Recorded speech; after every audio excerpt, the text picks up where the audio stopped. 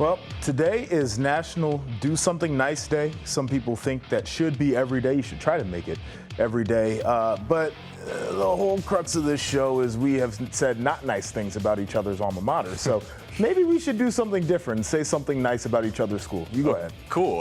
Yeah, so I was born in Columbus, so I always have a big love for the city in that sense.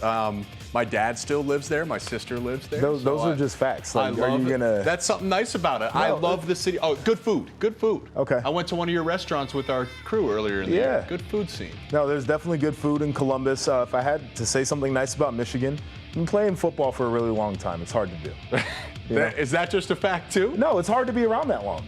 You know, I couldn't play football that long. You certainly didn't play football that long. Here's what you're missing. They've been playing football for a long time. They've been playing football as good as anyone for a long time. That's what I'm going to help you out. That's what you got to say. There weren't a lot of teams back in the day when they started. Weren't a lot of programs that were developed. Because I would look at the second half of the history, and it's a little bit more representative of what Michigan is rather than when nobody else was playing ball. But we don't have to get into that. I'm supposed to say nice things. So you've been playing ball for a while. You're my good friend, and you came from Columbus as well. So, you know what? There we go. How about that? I love it. What a time to be alive. Oh, man, this is Red Corner, Blue Corner right here on Stadium. Jake Butt joining me, the All-American tight end from Michigan, won a Mackey Award, captained the team in his senior year. I mean, just all the things he did at the University of Michigan right there in Ann Arbor. And this is Joshua Perry, also the captain. So we're captains together. National champion, that's something I'll never be able to say, and NFL linebacker, as well as he is a poet. Joshua was telling me he writes poetry on Saturdays to get him in the right mindset before his calls. You know, you're a champion in life, and that's what matters the most. That's something nice day today. This is beautiful. Yeah, it is. And we'd like to welcome in our audience as well. You're important to this show, so go ahead. We want you to start off by scanning that QR code on the screen and get in on today's poll. Who will win the game between Rutgers and Wisconsin? We also need you in that YouTube chat. You guys have been great in there, giving us a lot of content, some really good questions to explore. But we want to get to today's show, and we want to start in our hometown of Columbus, Ohio, where Marvin Harrison Jr. is still feeling the effects of that ankle injury from the Notre Dame game. After practice, the Buckeyes wideout said, "It's worse than the one from last year, but I'm good enough to play."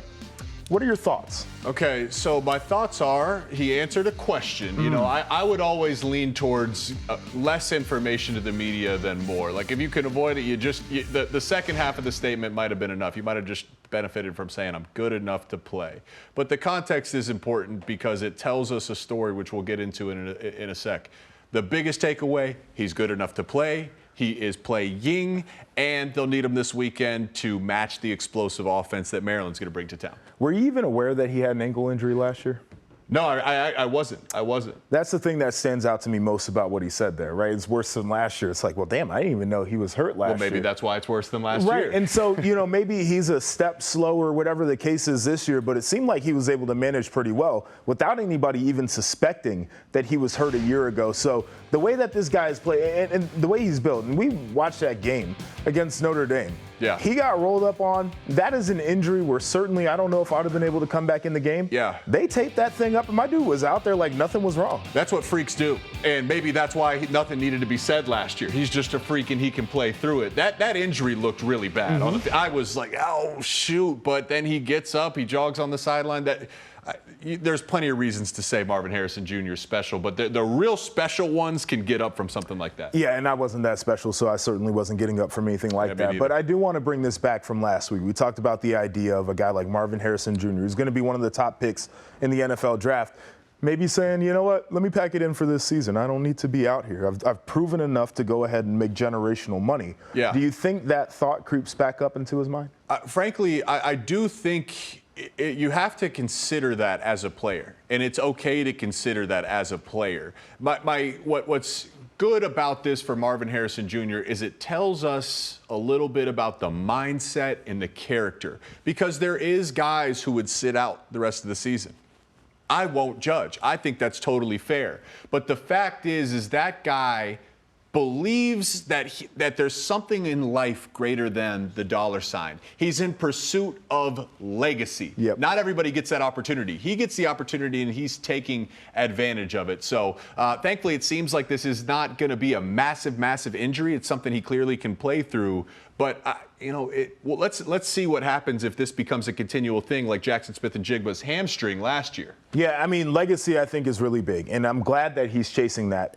For me, I'm with you on the wait and see thing, and I'm going to be completely honest. If I am a defender, I'm going to test him on that ankle, right? Like, I'm going to make sure that thing is 100% and see if I can't find weakness in his game. But like you said, he's built differently. The dude is a freak. He's an alien. He's not of this world, and so I think he'll be able to go out there and perform at a very high level. But I want to get to a game, our weekly game of Pick One. I love our games. I know. The games are so much fun. Now, it's only week 6 of the season, but Ohio State and Wisconsin are both coming off their bye weeks. Meanwhile, Michigan will not have their break until week 9. So pick one, early bye week or late bye week? Yeah, actually, I think back to my senior year, I had a late bye week. So obviously the number one thing that comes with bye weeks is a chance to get your body healthy, right? It's a physical sport. So later in the season, the late bye week benefits you because you've been repeatedly beat up and taking on car crashes every week. So you get the later in the season, the bye week is the recovery to then come down the home stretch.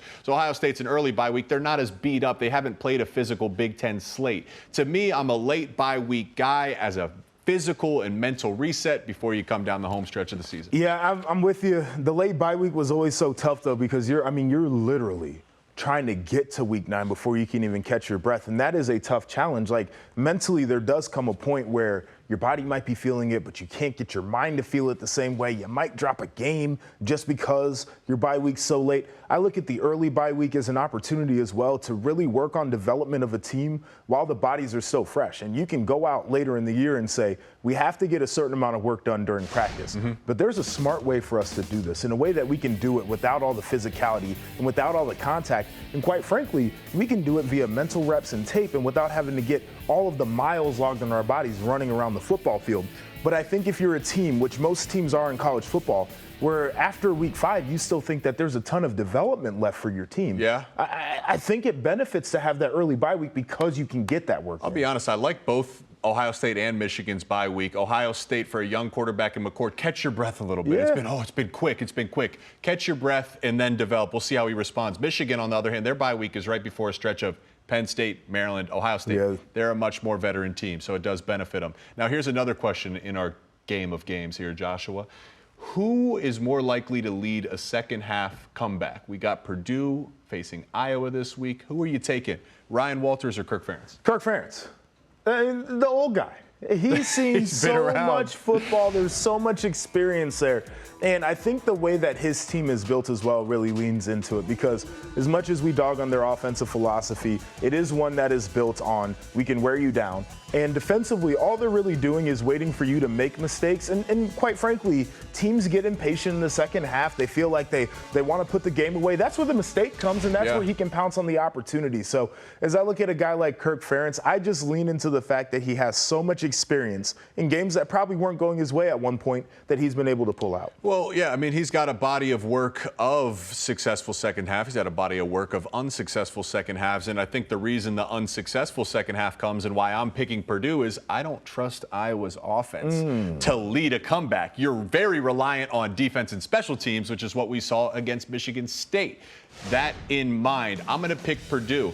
For one reason mainly here is now that Ryan Walters is calling plays for the defense, I think that is a domino effect, and we're going to see this confirmed this weekend. The offense doesn't have to press. The offense can just do what they do. The defense is going to get stops with Ryan Walters calling the plays. That's going to give advantageous field position to Graham Harrell and Hudson Card and some of those Purdue weapons. I'm picking Purdue. I trust their offense to put up points complimenting the defense more than I do for Iowa. So you think that offense is going to be able to have an explosion against the Iowa defense? It doesn't need to be an explosion in this sense, but it needs to be a totality, a complement to the defense. Purdue, I trust Purdue's defense to stuff Iowa's offense. I agree with and then that. then I say that there'll be enough opportunities for Purdue to take advantage of I just don't think Iowa's defense this year is as good as it's been in the past. It's not, but I just feel like people get impatient on them, and that's when they're able to pounce on the mistakes. So certainly will be an interesting one to keep an eye on. Let's take it to Ann Arbor here, and I'll ask you this question. Blake Corum, Roman Wilson, who's staying with the team? If you had to pick one, who you taking? If I had to pick one, and thankfully Michigan gets to have them both. If I had to pick one, though, I'm picking Roman Wilson. And you talk about value over replacement. That's a word that comes up in sports these days. Roman Wilson is doing something that no Michigan receiver has done in a very long time. Michigan hasn't had a first-round skill position taken. You had to go back to Braylon Edwards, who also played wide receiver. So they have been lacking in the receiver department. Without Roman Wilson, who's Michigan's wide receiver one? You don't have one. Cornelius Johnson's a veteran, but Roman Wilson is doing things that no one else on the Michigan roster can do, whereas I believe Blake, though Blake is a special talent, I think that they can still run the football. So let me tell you why, for me, it's Blake Corum. Is I imagine, and it's the way that Michigan's operating this year. So I look back to last year, and Blake Corum got a lion's share of the carries, did a really good job for that team. Then he gets hurt. And so now it's Donovan Edwards, and it's his turn to run the football. We didn't know how banged up he was throughout the year. He had the wrist injury, put the ball on the ground a couple of times, and there really wasn't another option that they felt super confident in. They got Mullings this year, who they've been rolling in a little bit more. But as I look at it right now, I don't think Michigan wants to be a team that goes back to the bell cow running back where they can't necessarily roll guys and take reps off, because they understand how long this season might be. They might be playing in 15 games this year. They want to make sure they have healthy backs by the end of the year.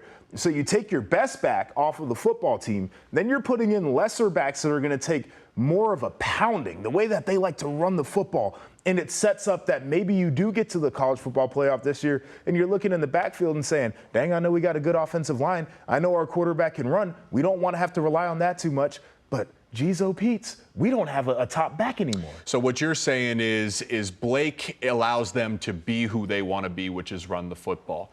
It's hard for me to argue with that. I just say JJ has, if they want to reach their ceiling, JJ has to throw the ball. Well, without Roman, I don't know who he's throwing the football to consistently. So that's why I'm sticking with Roman. I'm not going to disagree on that too much, because Roman has been a revelation for them, has played really well. Revelation's a good word. Yeah, and he's elevated